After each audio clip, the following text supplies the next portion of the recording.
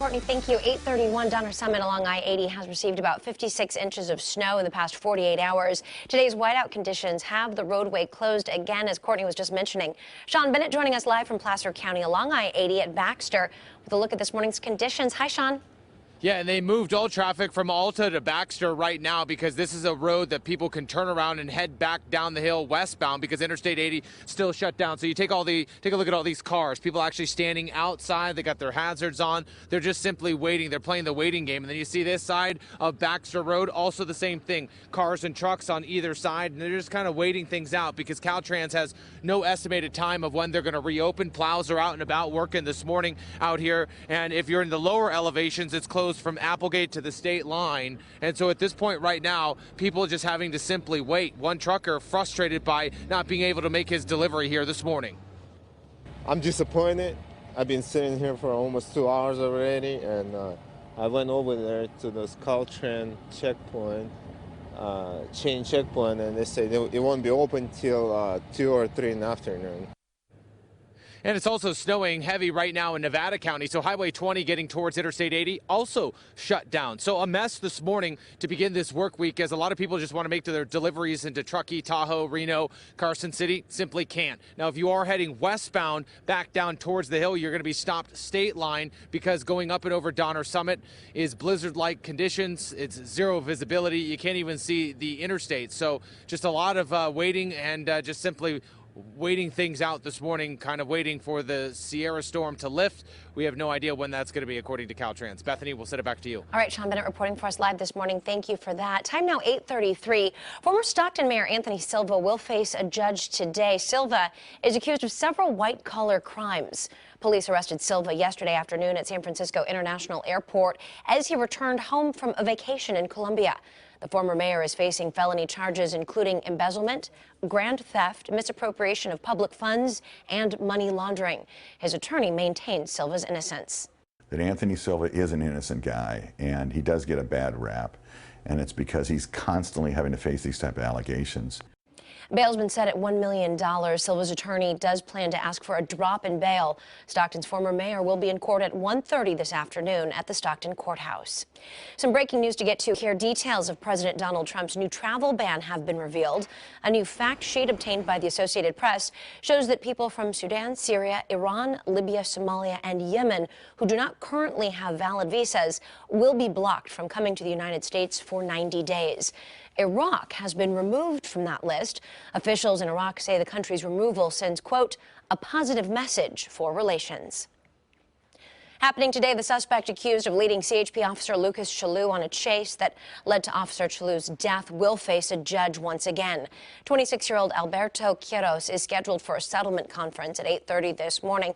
So just about 4 minutes ago, he faces 3 felony charges. The most severe charge alleges that he evaded an officer, leading to the officer's death. Quiros remains in jail on $575,000 bail. Listen to this story. A lot of people are going to be talking about this one. A 2-year-old capturing international attention with his talent for capturing a certain critter. This is Jensen Harrison, and he busies himself catching snakes on Australia's Gold Coast. What do you think about that? Mom and Dad are professional snake catchers. Their little guy has been following in their footsteps on the job for some time now. His parents say their son is fearless and is a natural at the family business. Those pictures, Elisa, my stomach is churning. Right? And it's crazy. It's wild. I told Courtney I run the opposite direction for any animal. Sweet little puppy. Not going to be Elisa's running towards snakes. My goodness. Oh, crazy. But anywho, okay. Let me talk about your forecast here. Let's take you outside and show you what it looks like as we do start our Monday morning here. We've had some interesting weather to talk about. Oh my. This is our Sierra Tahoe camera, and you can see blowing snow. My goodness, look at that. And if maybe we listen real close, you can hear those howling winds too. Look at that. Branches just covered in snow, and you can see very gusty winds this morning. So you can understand why there is a winter storm warning in place, again, for this very wintry scene yet. Not going to see anybody on on those lifts there this morning.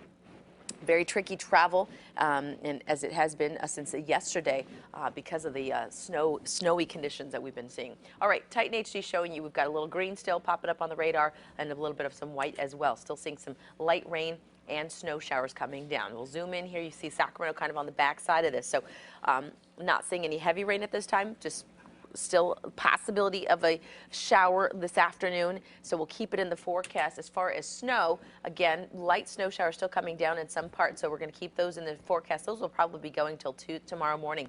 Here's a look from our Caltrans camera there. This is at Colfax, and you can see, right, yeah.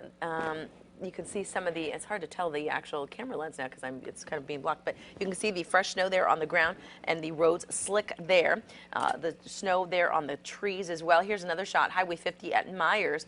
There you can see cars now traveling there, but slow going there because of all the snow that we have seen. Also a little up highway, further up Highway 50. This is Highway 50 at Ski Run.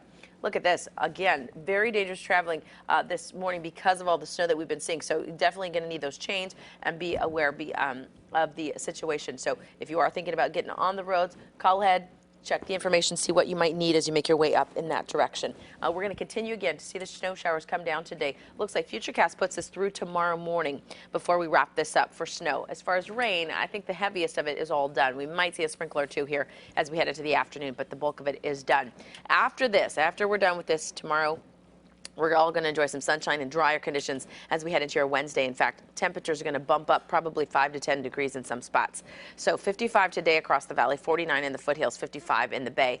And then here's that 7-day forecast. Look at that. By Wednesday, we're talking upper 60s. By Thursday and Friday, we're talking 70s, making a comeback here. How about that?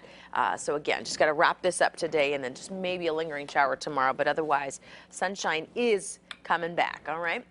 8:38. Hi, Court. Hey, good morning. Let me